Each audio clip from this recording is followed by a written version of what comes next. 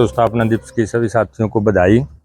पिछले दिनों 11 अप्रैल को चौधरी अभय सिंह चौटाला ने फतेहाबाद में हमारी मीटिंग थी 7 जिलों की, तो वहाँ उन्होंने निर्देश दिए थे कि जैसे 1 जनवरी को चौधरी ओम प्रकाश चौटाला जी का जन्मदिन था, तो उसको कार्यकर्ता दिवस के रूप में मनाना है।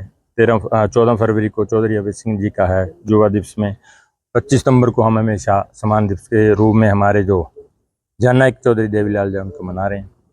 तो आज के दिन 29 अप्रैल 1998 को जो चौधरी देवीलाल का लगाया हुआ पौधा इंडियन नेशनल लोकदल, ये इलेक्शन कमीशन जो हमारे भारत के, उन्होंने आज इनकी रजिस्ट्रेशन किया था और चश्मे का निशान हमें मिला था, जो कंटिन्यू टिल नाउ आज तक उसी चुनाव चिन्ह चश्मे पे पार्टी चुनाव लड़ रही है। तो जहाँ तक आपने कहा भी आज के दिन पार्टी क्या करने जा रही है, तो आज शुरू से ही हमने 8 बजे ये चालू कर दिया था गाँव 22 जिले में।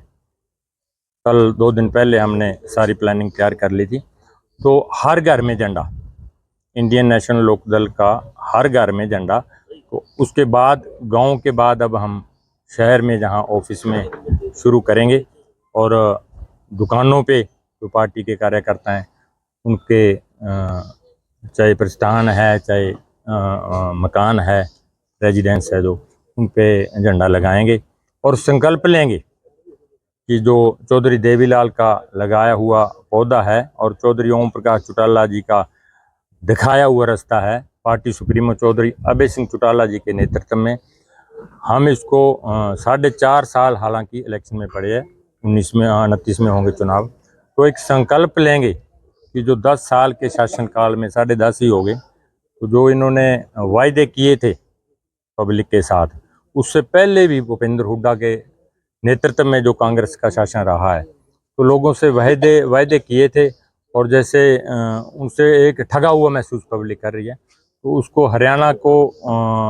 प्रगति पे लेकर आने के लिए जो विकास की रफ्तार टूटी है, तो हम संघर्ष करेंगे और लोगों को आपके साथ जोड़ेंगे पार्टी के साथ, ताकि 2029 में चौधरी अभय सिंह चौटाला जी के नेतृत्व में सरकार बना सकें। बीजेपी और विकास की झड़ी लगाने की बात कह रहे हैं। मेरी बात सुनो आप सुरेंद्र जी, इन्होंने जो वायदे किए थे 75-74 के करीब जो घोषणाएं हमारे ज़िले के लिए इन्होंने की थी मनोहर लाल खट्टर जी ने, तो उनमें से बताओ आपने कितनी पूरी हुई है। जहाँ तक नहरी पानी की बात, अब नहरों में पानी नहीं है। आपने देखो किसान सिंचाई करने को वंचित रह गए, कहाँ करेंगे, ट्यूबवेल का पानी खारा है। और जो घग्गर नदी का भी सिंचाई करते थे हम, जो नाले बनाए थे चौधरी ओम प्रकाश चौटाला जी ने, उनमें भी पानी नहीं है। तो कोरी ये घोषणाएं हैं, मेरे ख्याल तो घोषणा तो पूरी हुई नहीं। और जहाँ तक पिछले दिनों 2-3 दिन पहले मुख्यमंत्री जी आए थे, तो आपने देखा था वो जो इन्होंने साइकिल यात्रा जो नशे के बर नशा, तो आप चालो 342 गांव हैं जिले के अंदर, तो मैं आपको गांवों में दिखा दूंगा कितना का नशा मुक्ति का होर्डिंग तो लगा दिए सरपंचों के माध्यम से, लेकिन मेरे साथ चलो आप गाँवों का क्या हाल है।